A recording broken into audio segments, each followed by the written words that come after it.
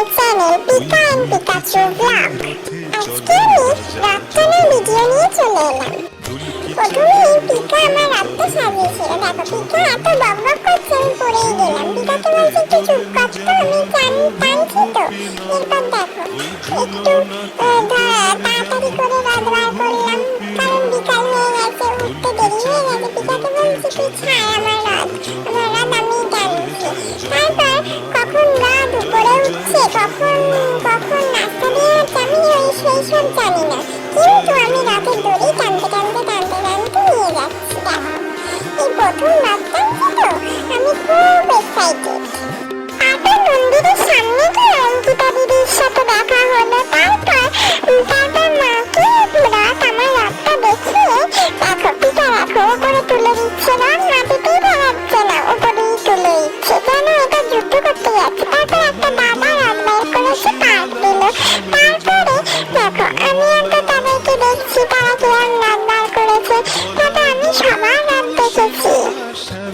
তারপর আমি মন্দিরে না উঠে, আমি জানি যে এরা মন্দিরে তুলে নিলে আর রথ নিয়ে এগোবে না, তাই জন্য আমি মন্দিরে না উঠে দেখো আমি এখন রথ নিয়ে চললাম তারামা মন্দিরের সামনে। তারামাকে একটু দেখিয়ে আনি রথটা তারামাকে দেখিয়ে আনাটা দেখো সবাই আমার পিছনে পিছনে হাঁটছে। আমার রথের মতো কিন্তু কারোর একটাও রথ নেই, আমার রথটা তো যুদ্ধ রথ। আমি তো বাড়িতে খুব যুদ্ধ করি, তাই জন্য বাবা আমাকে তো যুদ্ধ রথই কিনে দিল। এরপর তারামাকে আমার রথটা দেখিয়ে আমি এখন বাড়ির দিকে যাচ্ছি। দেখো খুব আনন্দ করছি, সবাই রথ দেখছে, আর আমার রথ আমি টানছি।